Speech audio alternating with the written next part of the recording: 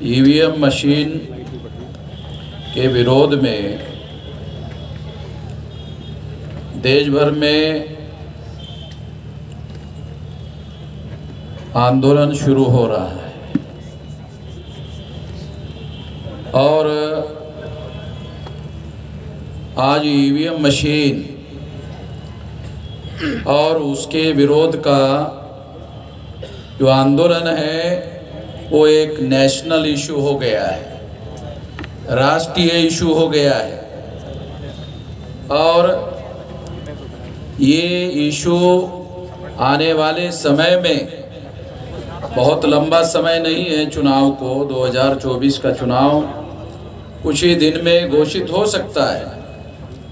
इसलिए इस आंदोलन को बहुत जल्दी से जल्दी सारे देश भर में फैलाने की ज़रूरत है। हम लोग इस काम के लिए लगे हुए हैं। 2014 को जब मैंने ईवीएम के विरोध में अभियान और जागरण शुरू किया तो बहुत सारे लोग मुझे कहते थे कि वामन मेश्राम तो सेंसिबल आदमी है, ये ईवीएम के विरोध में, वोटों की चोरी ईवीएम के द्वारा हो रही है, ऐसे कह रहे हैं। ये बात गलत है, ऐसा लोग मुझे कहते थे। मगर आज ईवीएम मशीन के द्वारा वोटों की चोरी हो रही है, ये बात सारे देश के लोगों को समझ में आ गई है। इसलिए मुझे बहुत ज़्यादा खुशी हो गई है कि अब ये जनता का प्रश्न हो गया है, जनता का इशू हो गया है, ये जनता की लड़ाई हो गई है। ये लड़ाई अब मेरी नहीं रही है, मैं यही चाहता था। ये लड़ाई जनता की होनी चाहिए। और उससे भी बड़ी खुशी की बात यह है कि कोई ऐसा संगठन नहीं है SC ST OBC माइनॉरिटी का देश में आज के तारीख में कोई ऐसा संगठन नहीं है जो ईवीएम के समर्थन में है। सारे के सारे लोग ईवीएम के विरोध में हैं। ये बात भी हम लोगों को ठीक से समझना होगा। दूसरी और एक बात, बहुत सारे लोग SC ST OBC के बहुत सारे लोग बीजेपी को वोट देते हैं। वो लोग भी मेरे पास आते हैं जो बीजेपी को वोट देते हैं, वो मुझे कहते हैं कि हम भी ईवीएम के विरोध में। तो मैं उनको कहता हूं, मेरे पास आकर क्यों बोल रहे हो? अकेले में मेरे पास आकर क्यों बोल रहे हो? तुम जो विरोध कर रहे हो मुझे बता रहे हो, मुझे मालूम हो रहा है कि तुम विरोध कर रहे हो बीजेपी के अंदर समर्थन में, तो कम से कम सोशल मीडिया में लिखो। अखबार में अगर छपकर नहीं आता है, टीवी में छपकर नहीं आता है, तो सोशल मीडिया में लिखो। साथियों,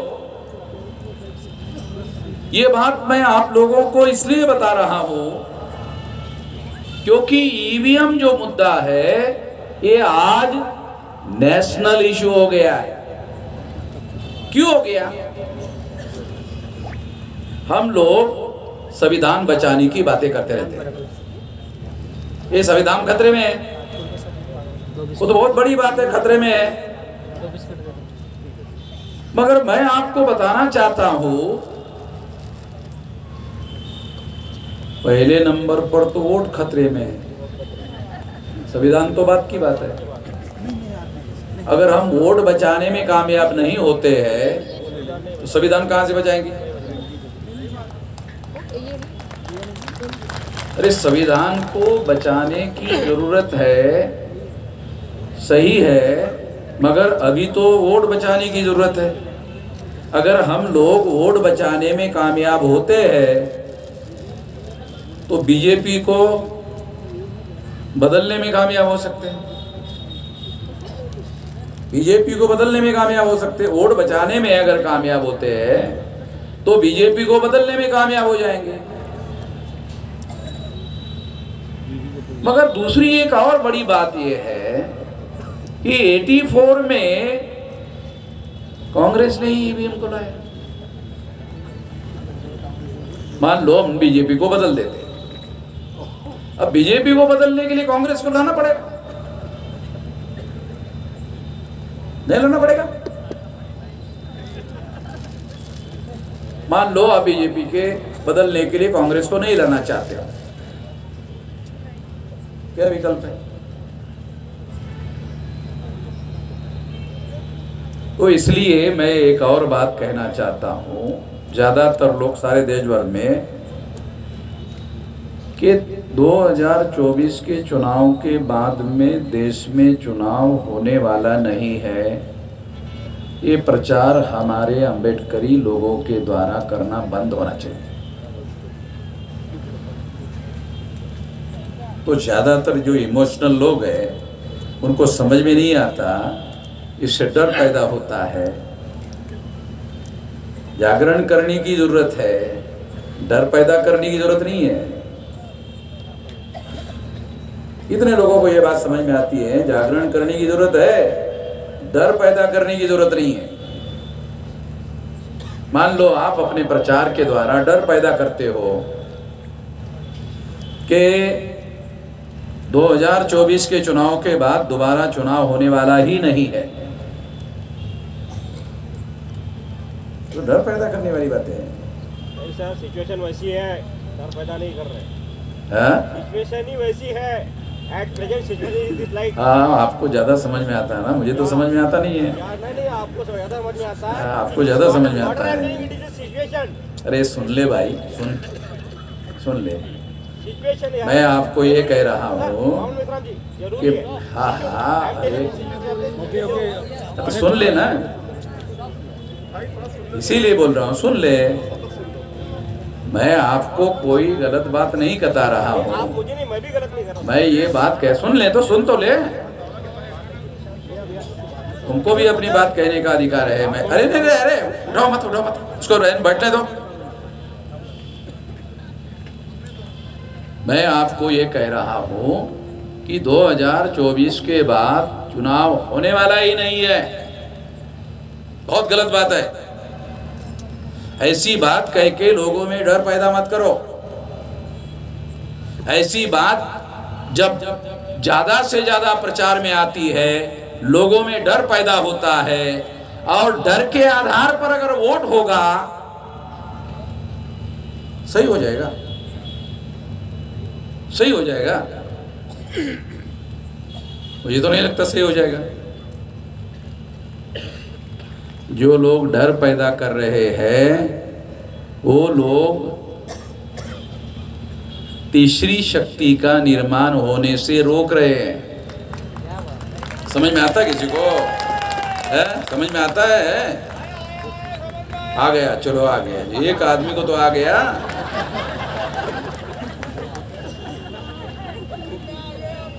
तो मैं आप लोगों को ये बताना चाहता हूँ कि कोई भी प्लान बनाकर, योजना बनाकर जब देश में अभियान चलाया जाता है तो उसके पीछे कैलकुलेशन होता है।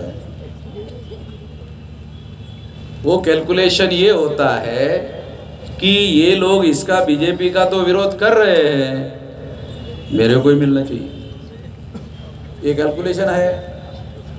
हमारा कैलकुलेशन क्या है? जो बहुजनवादी लोगों का कैलकुलेशन क्या है कि नहीं, ऐसा नहीं होना चाहिए। अगर ऐसा नहीं होना चाहिए, ये हमारा कैलकुलेशन है, तो हम सोचते हैं डर पैदा नहीं करना चाहिए। विवेक से वोट होना चाहिए, जागरण से वोट होना चाहिए, डर के आधार पर वोट नहीं होना चाहिए। डर के आधार पर वोट होगा, बदलाव नहीं होगा, परिवर्तन नहीं होगा, और बहुत बड़े पैमाने पर डर पैदा किया जा रहा है। मैं इसके बहुत ज्यादा विरोध में हूं। सारे देश भर में इसके विरोध में हूं। सारे देश भर में हमारा जो संगठन है, कैडर बेस्ड ऑर्गेनाइजेशन है, सारे देश भर में ये बात हम लोगों को समझा रहे हैं, ये समझा रहे हैं, बता रहे हैं। जो लोग लोगों के अंदर डर पैदा कर रहे हैं, वो लोगों के अंदर जागरण पैदा नहीं होने दे रहे। लोगों के अंदर जागरण पैदा करने की जरूरत है। जागरण से विकल्प खड़ा होगा, जागरण से अल्टरनेटिव खड़ा होगा, और जागरण करना जरूरी है। कांग्रेस जाएगी तो बीजेपी आएगी, बीजेपी जाएगी तो कांग्रेस आएगी। क्या होगा? तो पहले भी हुआ। 84 में 26 जनवरी 1950 को संविधान लागू हुआ। 1952 से प्रथम लोकसभा का चुनाव हुआ, वोट से होता था। चुनाव वोट से ही होता था, वोट से ही हो रहा था। 84 तक वोट से ही होता रहा। 84 के बाद से ईवीएम मशीन लाया गया और 84 को काशीराम जी ने बहुजन समाज पार्टी बनाई, जागरण करने का काम किया, तीसरा विकल्प खड़ा करने का काम किया। कांग्रेस जाएगी तो बीजेपी आएगी, बीजेपी जाएगी तो कांग्रेस आएगी। क्या मतलब होगा? मैं तो नहीं जानता इसमें कोई बदलाव होगा। तीसरी शक्ति का निर्माण होना जरूरी है। कम से कम तीसरी शक्ति इतनी बड़ी होनी चाहिए कि जो फुले शाहू अंबेडकर की विचारधारा को लेकर चलने वाले जो लोग हैं, वो कम से कम बैलेंसिंग पावर में हो। अगर वो रूलिंग पावर में नहीं है तो कम से कम बैलेंसिंग पावर में हो।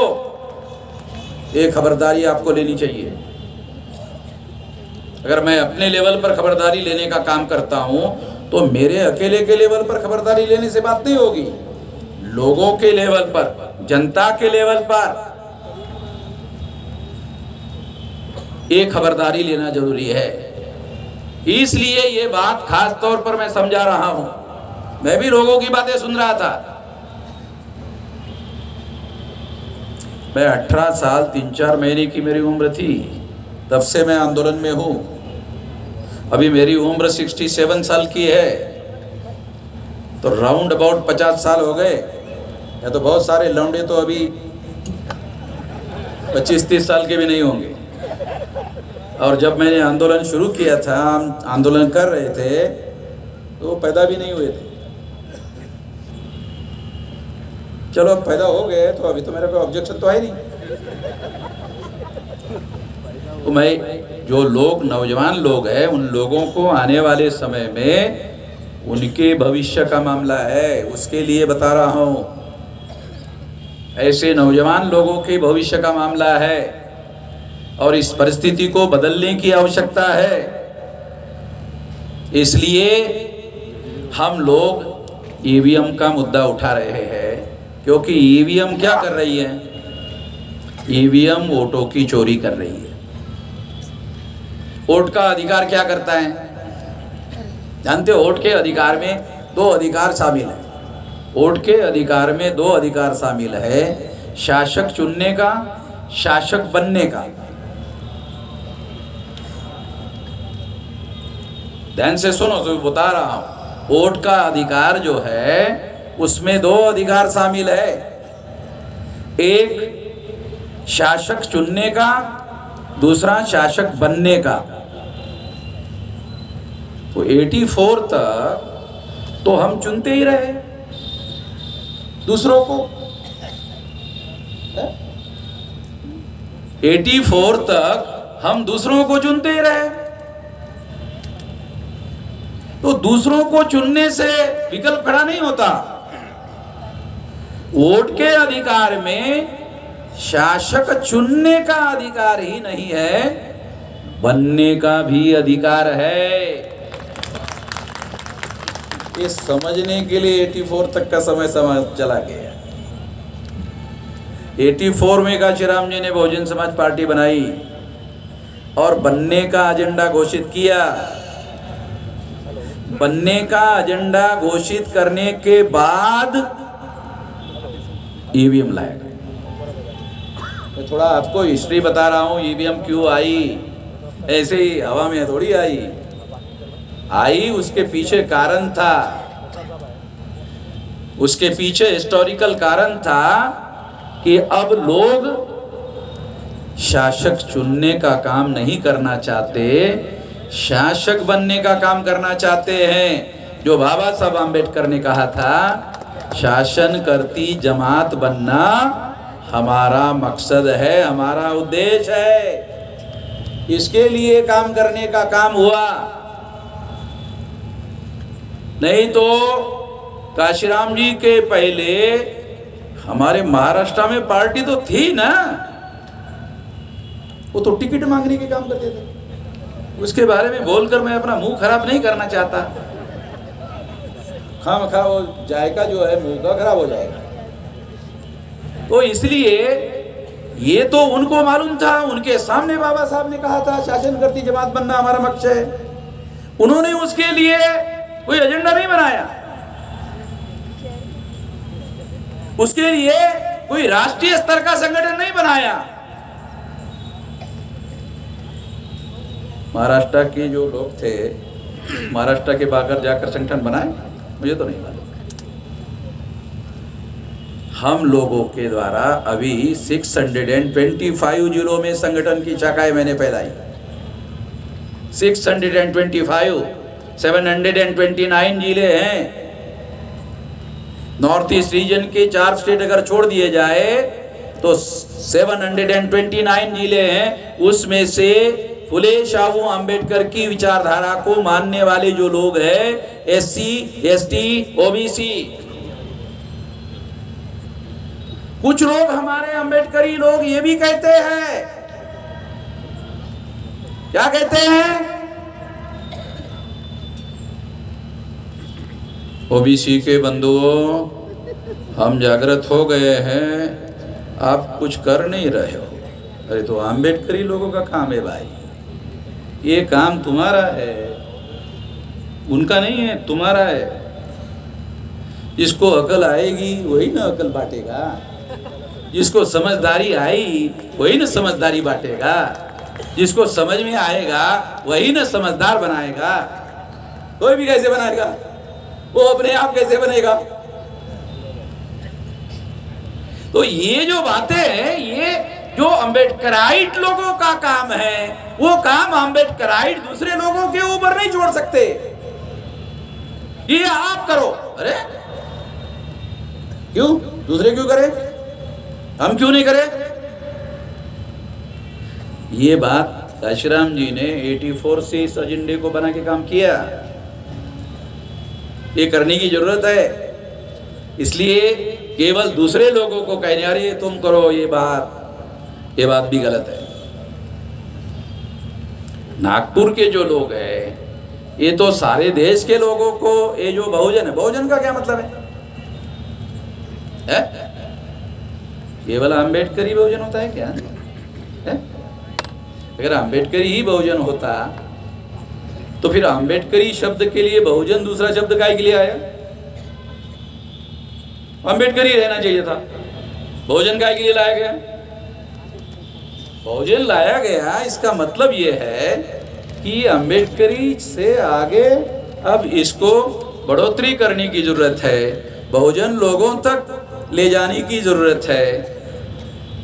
शेड्यूल कास्ट के लोग 15%, शेड्यूल ट्राइब के लोग 7.5%, 22.5%, 52% लोग OBC, कितने हो गए? 74.5%। 10-12% लोग अगर ये माइनॉरिटी मान लो, हो गए 85%। तो 85% की बात काशीराम जी ने कही। ये काल्पनिक बातें नहीं बता रहा हूं। तो अंबेडकरी का क्या मतलब है? नागपुर के लोगों को बताने की जरूरत नहीं अंबेडकरी का क्या मतलब होता है। अंबेडकरी का मतलब है एक लिमिटेड, उतने लिमिटेड लोगों से इंदौरा में चुनकर ला सकते? दूसरी छोड़ो, है बुरा लगेगा। इंदौरा में ला सकते? अरे जहां हमारी संख्या का अनुपात ज्यादा है वहां भी नहीं ला सकते। तो कोई कैलकुलेशन, कोई समझदारी की बात तो होनी चाहिए ना। जब हम समझदारी की बात करेंगे और बहुमत को जगाने की कोशिश करेंगे, उसके बाद बहुजन बनेगा। जो बहुमत वाले लोग हैं उसको जगाने का काम करके उसका जनमत बनाना पड़ेगा। वो जनमत जब आप बनाओगे उससे संगठित शक्ति का निर्माण होगा। उससे निर्माण हुई संगठित शक्ति से फुले शाहू अंबेडकर की विचारधारा के आधार पर बदलाव होगा। ये करना होगा। ये करने के लिए संगठित प्रयास की जरूरत है। इसलिए लिमिटेड लोगों के समर्थन से बड़ा बदलाव होने वाला नहीं है। जो हम चाहते हैं बड़ा बदलाव, वो लिमिटेड लोगों के समर्थन से होने वाला नहीं है। हमें बहुमत वाले जो लोग हैं उन लोगों को तैयार करना होगा और वैचारिक रूप से तैयार करना होगा। उनको फुले शाहू अंबेडकर की विचारधारा से तैयार करना होगा और उसके आधार पर बहुजनों का आंदोलन निर्माण करना होगा और उसके आधार पर बदलाव होगा। जो बदलाव हम चाहते हैं वो करना होगा। इसके लिए सारे देश भर में संगठित शक्ति का निर्माण करना होगा और लोगों को जो अंबेडकरी कहते हैं उनको मानसिकता से बहुजन बनाना होगा। उनको बहुजनों को तैयार करने के लिए मानसिक रूप से तैयार करना होगा। जो जागृत है वही दूसरों को तैयार करने का काम कर सकते हैं। ये मौलिक बात हमको समझना होगा। इसको समझकर ही हम आगे बढ़ सकते हैं। इसलिए साथियों, मैं आप लोगों को जो बातें कह रहा हूं वो आप लोगों को कोई ब्लेम वगैरह देने के लिए नहीं कह रहा हूं। मैं आप लोगों को जिम्मेदारी का एहसास करने के लिए बता रहा हूं। ये हमारी जिम्मेदारी है, ये काम करना होगा। अगर ये काम हम करते हैं तो जो आप बदलाव चाहते हो वो होगा। ऐसा नहीं कि नहीं होगा। ये बात पर मैं यकीन नहीं करता हूं कि बदलाव नहीं होगा, होगा, मगर कुछ भी करने से कुछ भी नहीं होगा। कुछ भी करने से कुछ भी नहीं होगा। किसी भी बदलाव को लाने के लिए बाकायदा एक सोच होती है, उसका प्लान बनाना पड़ता है, प्लान को कन्वर्ट इनटू एक्शन करना पड़ता है, एक्शन को समाज में लागू करना पड़ता है, तब जाकर होता है। 50 साल से ये काम में लगा हुआ हूं। इसके लिए इतना बड़ा सारे देश भर में संगठित शक्ति का निर्माण किया। अब मैदान में उतरे हैं। अभी हम मैदान में उतरे, ज्यादा समय नहीं लगेगा। 2030 तक कोई जिला नहीं रहेगा, इससे भी बड़ी बड़ी रैलियां होगी। केवल नागपुर में नहीं, इससे भी बड़ी बड़ी रैलियां होगी, देश भर में होगी। मैं केवल नागपुर की बात नहीं कर रहा हूं और ये बात मैं कह नहीं रहा हूं, कर रहा हूं। तो इसलिए साथियों, ये बदलाव आपको भी ध्यान में रखकर करना होगा। ईवीएम के विरोध में अभी हम लोगों को क्या करना है? ज्यादा लंबी बात करने के बजाय क्या करना है? ईवीएम के विरोध में क्या करना है? देखो, अभी हम लोग चुनाव आयोग में बैठे हुए जो लोग हैं, जो केवल ईवीएम मशीन पर ही चुनाव करवाना चाहते हैं, क्या आप लोगों को पता है कि ईवीएम मशीन ट्रांसपोर्टिंग का काम शुरू हो गया है? पता आप लोगों को? बैलेट पेपर जो है, बैलेट पेपर जो होता है ना, वो तो कैंडिडेट, आखिरी कैंडिडेट होता है ना फॉर्म भरने वाला, उसके बाद प्रिंटिंग ऑर्डर होता है। समझ में आता है? जब कोई कैंडिडेट फॉर्म भरता है आखिरी, उसके बाद प्रिंटिंग होता है। ईवीएम ऐसे नहीं होता, वो 6 महीने पहले करना पड़ता है। तो ईवीएम मशीन रेडी हो गई, ट्रांसपोर्टिंग का काम चल रहा है। प्रोग्रामिंग जो है उस समय इंजीनियर जाते हैं हर चुनाव क्षेत्र में, हर जगह, और फिर प्रोग्रामिंग वहां करते हैं। तो बैलेट पेपर जो है वो इस तरीके से काम किया जा सकता है। आखिरी कैंडिडेट का फॉर्म भरने के बाद में, विड्रॉल के बाद में, क्लियर लिस्ट होने के बाद में प्रिंट करके किया जा सकता है। उसकी छपाई अभी करने की जरूरत नहीं है, उस समय होगा। तो इसलिए मैं चुनाव आयोग को हम लोग जगाने का काम कर रहे हैं। संविधान के दायरे में रहकर फ्री, फेयर एंड ट्रांसपेरेंट चुनाव करने की जिम्मेदारी है चुनाव आयोग पर। और फ्री, फेयर एंड ट्रांसपेरेंट चुनाव फंडामेंटल राइट है, ये संवैधानिक अधिकार नहीं है, फंडामेंटल राइट है। हमारे लोगों को ये भी समझ में नहीं आता संवैधानिक अधिकार और फंडामेंटल राइट में क्या फर्क है।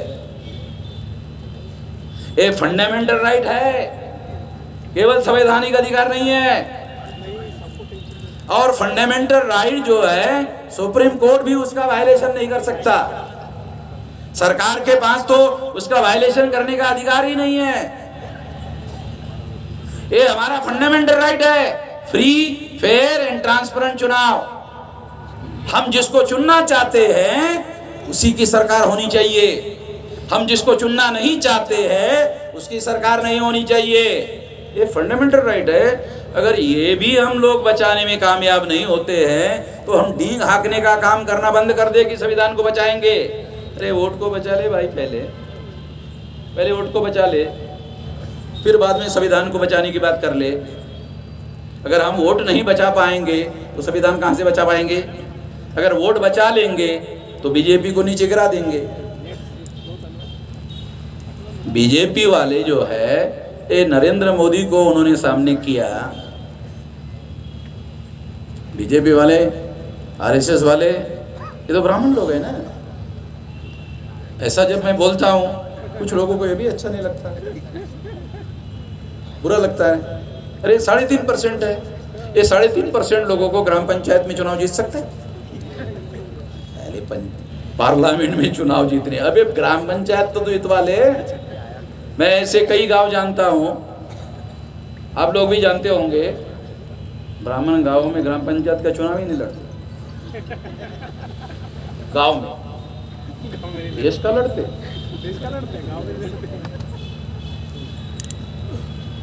ये 3.5% लोग ग्राम पंचायत में पंच और सरपंच नहीं चुनवा सकते, वो देश के पंचायत में प्रधानमंत्री नॉमिनेट कर रहे हैं। ये Narendra Modi nominated prime minister है। बहुत लोग डरते हैं मोदी को।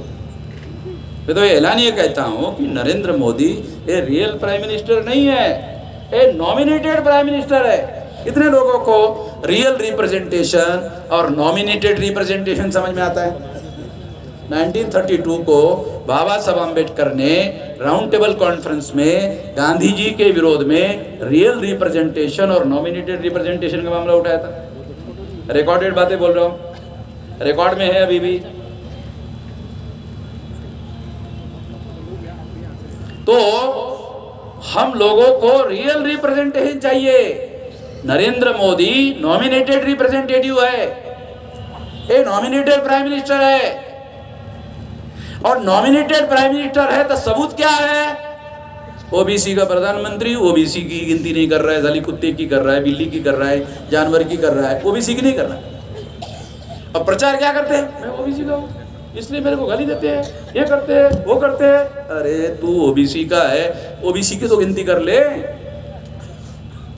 कुत्ते बिल्ली की गिनती करवा रहा है, ओबीसी की तो गिनती कर ले। अगर ओबीसी की भी गिनती नहीं करता है तो इससे बड़ा क्या एविडेंस है कि Narendra Modi nominated prime minister है? इसका मतलब है नॉमिनेटेड प्राइम मिनिस्टर का मतलब है पावर कुछ और लोगों के हाथ में है। चेहरे के तौर पर नरेंद्र मोदी को सामने रखा गया है। वो इसलिए सामने रखा गया है क्योंकि वो 52% लोगों का प्रतिनिधि है। ओबीसी का है, ओबीसी का है कहते रहता ना, तो ओबीसी को तो 52% लोग कहते हैं। तो आरएसएस के लोगों ने प्लान बनाकर, उनको मालूम है हम तो 3.5% लोग हैं, इसलिए 52% आदमी को सामने किया। ओबीसी की जाति आधारित गिनती का और उस मुद्दे पर कई बार मैंने भारत बंद करवाया, हमने कई बार इस इश्यू को उठाया। इसको काउंटर करने के लिए आरएसएस ने नरेंद्र मोदी को लाया। अब ओबीसी के आदमी को लगता है कि हमारा ओबीसी का आदमी प्रधानमंत्री हो गया, अब गिनती की क्या जरूरत है? ये राजनीति समझने की जरूरत है, ये राजनीति समझने की जरूरत है। तो इसलिए साथियों, इस देश में हम लोगों को जगाने की, सही तरीके से जगाने की, लोगों को तैयार करने की, और उन सिद्धांतों को जो नॉमिनेटेड रिप्रेजेंटेशन है और रियल रिप्रेजेंटेशन है, इसको हमें समझने की जरूरत है। ये बाबा साहब आम्बेडकर ने 1932 को इस मुद्दे को उठाया था, और इसीलिए गांधी जी ने आमरण अनशन करके 17 अगस्त 1932 को जो सेपरेट इलेक्टोरेट का अधिकार बाबा साहब आम्बेडकर ने हासिल किया था, उसके विरोध में गांधी जी के द्वारा आमरण अनशन करवाया गया था, और उस आमरण अनशन के द्वारा सेपरेट इलेक्टोरेट का अधिकार समाप्त हुआ, समाप्त किया गया। अगर नहीं किया गया होता तो 131 मेंबर पार्लियामेंट शेड्यूल कास्ट और शेड्यूल ट्राइब के होते, लड़ने वाले, झगड़ने वाले होते, और अगर ऐसा होते तो ओबीसी की जातीय आधारित गिनती कब की हो गई होती? ओबीसी वालों को गांधी जी की जय, गांधी जी की जय, गांधी जी की जय कहने की कोई जरूरत नहीं थी। अरे वो गांधी जी महाराष्ट्र में आकर खुद कहा, मैं वास्तविक महात्मा नहीं हूं, ज्योतिराव फुले।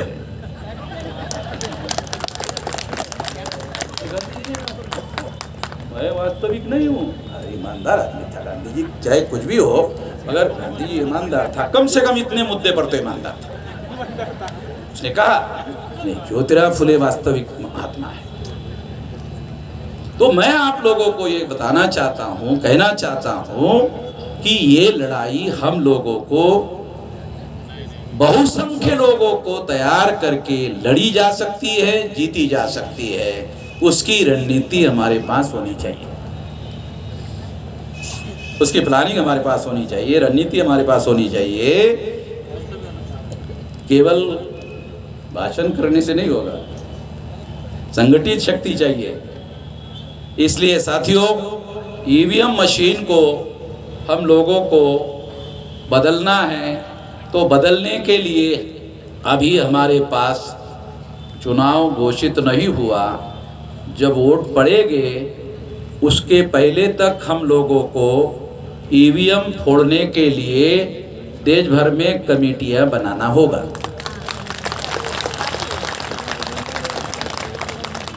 तो कुछ लोग वो ऐसा बोलेंगे, आखिरी बात कह रहा हूँ, कुछ लोग बोलेंगे नहीं इससे तो जेल हो जाएगा। तो संविधान बचाने की बात करने वाले जेल में जाने के लिए डर रहे हैं, डर रहे हैं। मैं तो बाकायदा गुजरात की जेल में जाकर वापस आया हूँ, उसके बाद बोल रहा हूँ, ऐसे थोड़ी केवल आप ही को सलाह दे रहा। गुजरात के जेल में जाके आया, नरेंद्र मोदी के गुजरात में जेल में जाके आया। तो संविधान बचाने के लिए हमको जेल में जाना होगा, मगर मैं कहता हूँ वोट को बचाने के लिए जेल में जाने के लिए अगर तैयार हो जाओ तो संविधान बच जाएगा। वोट को बचाने के लिए जेल में जाने के लिए तैयार होना होगा, और उसके लिए क्या करना होगा? अगर हमारे जागरण से चुनाव आयोग नहीं जागा और बैलेट पेपर नहीं माना तो चुनाव तो होगा, ईवीएम से होगा, होने दो, ये तो चुनाव तो होगा। जैसे हमारे कुछ साथियों ने कहा कि फिर भी वोट डालने के लिए जाना होगा, हाँ मैं भी कह रहा हूं जाना होगा। नहीं जाओगे तो फोड़ोगे कैसे? जाना पड़ेगा अंदर, तब तो फोड़ेंगे, अंदर जाना पड़ेगा। मैंने दिल्ली में कहा फोड़ेंगे, तो चुनाव आयोग ने ईवीएम में कोई गड़बड़ी नहीं है, मैंने मेरे पोस्ट में लिखा फोड़ेंगे, उसके नीचे लेटर लिख दिया। वो कांग्रेस वाले जो लोग हैं, उसका महासचिव है सुब्रमण्यम स्वामी, तो वो सुब्रमण्यम स्वामी बीजेपी वाला, तो कांग्रेस का महासचिव है, उसने लेटर लिखा चुनाव आयोग को, बातचीत करने के लिए समय दो। आप लोगों ने खबर पड़ा होगा कि बातचीत करने के लिए समय दो। चुनाव आयोग ने समय नहीं दिया, बातचीत करने के लिए समय नहीं दिया, तो कांग्रेस ने, उसके महासचिव ने क्या कहा, दूसरी चिट्ठी लिखा, बातचीत करने के लिए समय दो। अरे क्या बेवकूफी है भाई, तेरे को एक बार इतने महीने से, सितंबर से तुम समय मांग रहे हो, दे नहीं रहा, रिजेक्ट भी करने वाला लेटर भेजा, दोबारा परमिशन मांग रहे हो कि बोलने के लिए समय दो। अरे हमारे जैसा कांग्रेस के लोग मैदान में उतर जाए, कांग्रेस के लोग मैदान में नहीं उतर रहे। तुम लोग मैदान में उतरो, तुम लोग मैदान में उतर गए हो, उसका धन्यवाद देने के लिए कांग्रेस के आए, धन्यवाद देने के लिए आए। ये मैं तुम्हारा धन्यवाद करता हूँ कि तुम मैदान में उतरे। अरे कांग्रेस मैदान में उतरने के लिए कोई आदेश दे नहीं रहा, कांग्रेस आंदोलन करने के लिए कोई आदेश दे नहीं रहा, ये कांग्रेस ऐसा क्यों कर रही है? पवार साहब को मैंने दिल्ली में बुलाया था, वो आए थे, क्योंकि पवार साहब तो ईवीएम लाने वाले में नहीं थे। अगर मान लो कल कांग्रेस वाले बोलेंगे कि ईवीएम गलत है, तो बीजेपी वाले क्या बोलेंगे, तुमने तो लाया था। कांग्रेस वालों की सारी समस्या हो जाती है, तुमने तो लाया था। अब जहां जहां भी कांग्रेस की सरकारें हैं, वहां वहां कम से कम रीजनल लेवल पर रिजोल्यूशन तो विधानसभा में पास करें, कम से कम विधानसभा में रिजोल्यूशन पास करें। ईवीएम लाने का विरोधी पार्टी के जो नेता हैं दिल्ली में, वो पार्लियामेंट में रिजोल्यूशन फेल हो जाए, रिजोल्यूशन तो रखे, बैलेट पेपर ला। कांग्रेस जो अपोजिशन पार्टी है सेंटर में, वो वहां प्रस्ताव रख सकती है, कॉन्स्टिट्यूशनल मैकेनिज्म है ना ये गौतम जी, वो प्रस्ताव रख सकते हैं। वो फेल हो जाए तो बीजेपी एक्सपोज हो जाएगी, बीजेपी नंगी हो जाएगी जनता की नजर में। अब मुझे कांग्रेस को राजनीति सिखाना पड़ रहा था, मुझे भी शर्म आती है। कांग्रेस वाले लोग इतने कांग्रेस की 125 साल से ज्यादा मेरे ख्याल से समय हो गया, उनको हम क्या बताएं? वो सारे भारत वालों को राजनीति सिखा रहे, हम क्या सिखाएंगे उनको? मगर उनको निश्चित रूप से इसके विरोध में आंदोलन करना चाहिए। अरे सांसदीय आंदोलन करो, संसद के अंदर करो, मगर कांग्रेस ईवीएम के विरोध में सामूहिक एक्शन करते हुए दिख नहीं रही। हाँ, चिट्ठी लिख रही, कांग्रेस चिट्ठी लिख रही है, वो चिट्ठी रिजेक्ट हो रही है, दूसरी लिख रही है, आंदोलन नहीं कर रहे। तो मैं कांग्रेस के लोगों को कहता हूं, अरे आप भी आंदोलन करो, हम भी अब मैदान में उतरे हैं, तुम भी उतरो। तुम अपोजिशन पार्टी के लोग हैं, अगर सड़कों पर उतरे, हो सकता है बैलेट पेपर का निर्णय जल्दी हो जाए। बहुत बढ़िया, ऐसा हो सकता है, ऐसा मेरा मानना है। अगर कांग्रेस के लोग मैदान में उतरे तो जल्दी फैसला हो सकता है, क्योंकि जो इंडिया गठबंधन है, वो इंडिया गठबंधन में अभी कम से कम 26 पार्टी के लोग हैं। अभी आने वाले समय में हो सकता है और बढ़ जाए।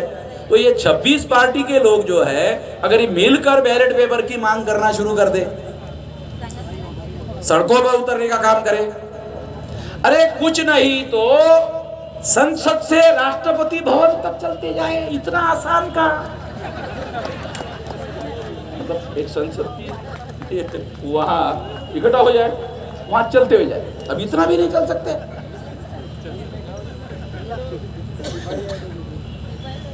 क्योंकि हमारी तो कोई खबर आएगी नहीं, अब इतना बड़ा हो गया। कोई टीवी वाला खबर देगा क्या? नहीं देगा। अबे हमको टीवी वाले की आदत भी हो गई, खाली उनके खबर पर हम निर्भर ही नहीं है, इतने सारे हो गए टीवी वाले। अब सोशल मीडिया दुनिया में पहले नंबर का मीडिया हो गया है।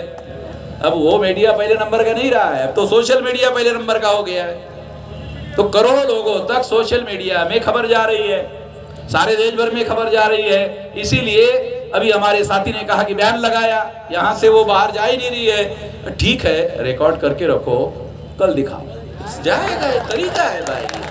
मैं भी सोशल मीडिया का, हमारा करोड़ों लोगों का नेटवर्क है, जो आज हम रिकॉर्ड करके रखते हैं, कल दिखाते हैं। चलो आज नहीं दिखाए, कल दिखा ही जाएगा। अरे कोंबडी किती झाकून ठेवली तर सूर्य उगवायचं राहते काय? सूर्य तर तरी पण उगवतेच ना।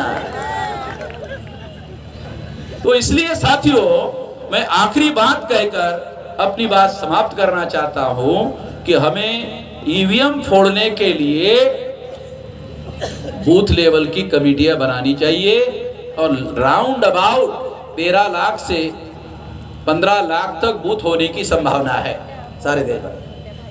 तो यदि जिले के लोग निर्धारित कर ले 1 महीने में आपके जिले में जितने बूथ है वो सारे बूथ लेवल पर कमेटियां निर्धारित हो सकती है। अगर सारे बूथ लेवल पर आप कमेटियां बना लेते हो तो आप ईवीएम फोड़ने के लिए वहां तैयार रहोगे। तो एक आदमी जाके फोड़ेगा तो चुनाव आयोग दूसरी मशीन लगाएगा, तो इसलिए 5 आदमी कम से कम कमेटी में होने चाहिए। अगर 5 बार फोड़ना पड़े तो 5 बार फोड़ना।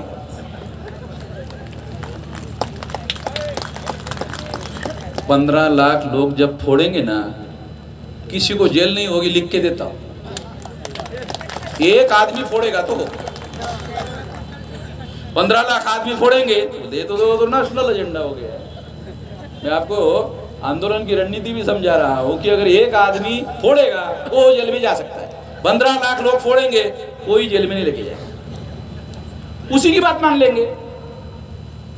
अरे समझ में, आप लोगों की बात अगर मनवाना चाहते हो तो 15 लाख लोगों की कमेटियां बनाओ और फोड़ने के लिए तैयार करो। मैं जानता हूं ये बात कह रहा हूं, ईवीएम फोड़ना है तो मैं जानता हूं इलीगल है, तो बोल रहा हूं केवल फोड़ो ऐसा कहने से, कहना भी गैर कानूनी है, मेरे खिलाफ एफआईआर हो सकता है। मैं फिर भी बोल रहा हूं, मैं जानता हूं, वकील भी गौतम साहब है ना, बराबर है ना, फोड़ो ये गैर कानूनी बात है। मैं जानता हूं गैर कानूनी है, संविधान को बचाने के लिए इतना भी काम ना करूं तो मुझे तो जेल में जाने के लिए तैयार हूं मैं तो मैं आपको जेल में जाने के लिए कह रहा हूं, सलाह दे रहा हूं, पहले मैं ही जाने के लिए तैयार हूं, मैं ही जाने के लिए तैयार हूं।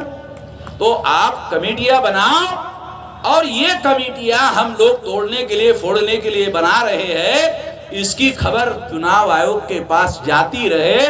देखो चुनाव आयोग बैलेट पेपर पर आ जाएगा, ये सीक्रेट खबर जानी चाहिए इस चुनाव आयोग को, भारत सरकार को, चुनाव आयोग को खबर जाने दो, बैलेट पेपर पर आ जाएगा, बैलेट पेपर चुनाव हो जाएगा। केवल मांग करने से बैलेट पेपर नहीं आएगा, ये जनता का आंदोलन खड़ा करना होगा और इसके लिए फोड़ने के लिए तैयार रहना होगा। फोड़ने वाली कमेटियां बनाओ, अभी नहीं फोड़ना है, 3 दिन पहले बताऊंगा कैसे फोड़ना है, अभी तो कमेटियां बनाओ। देखो समझ रहे हो ना, लड़ाई लड़ने का भी कोई हुनर होता है कि नहीं, आंदोलन करने का भी कोई हुनर है भाई, ऐसे थोड़ी होता है। 3 दिन पहले बताएंगे, हो सकता है 4 दिन पहले ही बैलेट पेपर आ जाए। लड़ाई लड़ने का कोई हुनर होना चाहिए कि नहीं, ये बता रहा हूं। जब सारे देश के और भारत सरकार को, चुनाव आयोग को मालूम हो जाएगा 15 लाख कमेटियां बन गई, बोले चलो बैलेट पेपर ही कर लेते, नहीं करेंगे तो भी करना पड़ेगा। तो ये लड़ाई है, इस लड़ाई की रणनीति होनी चाहिए। जिस लड़ाई की रणनीति नहीं होती है वो लड़ाई न लड़ी जा सकती है न जीती जा सकती है। इस तरीके से हम ये लड़ाई जीत सकते हैं। तो ईवीएम मशीन फोड़ने के लिए फोड़ने वाली कमेटियां बनाओ, 3 दिन पहले फोड़ने की बात बोलूंगा, अभी से बोलने से आप निकल जाएगा। मुंह से भाप निकालने का कोई मतलब नहीं है, मुंह के अंदर ही रहना चाहिए, भाप तो गर्मी रहेगी। तो इसलिए ये लड़ाई हमको लड़ना है और संविधान बचाने के लिए वोट का अधिकार बचाना होगा। वोट का अधिकार बचाएंगे तो बीजेपी को हरवाएंगे, तो पहले वोट का अधिकार बचाने के लिए हमें सारे देश भर में ईवीएम से अपने वोटों का बचाव करना है। इसके लिए आप अपने आप की तैयारी करो। इस कार्यक्रम के लिए इतनी भारी संख्या में आप लोग इकट्ठा हुए हो, सारे देश भर में हम लोग कर रहे हैं, सारे देश भर में ये कार्यक्रम चल रहा है। आपने मेरी बात ध्यान से सुनी, इसके लिए आभार, धन्यवाद।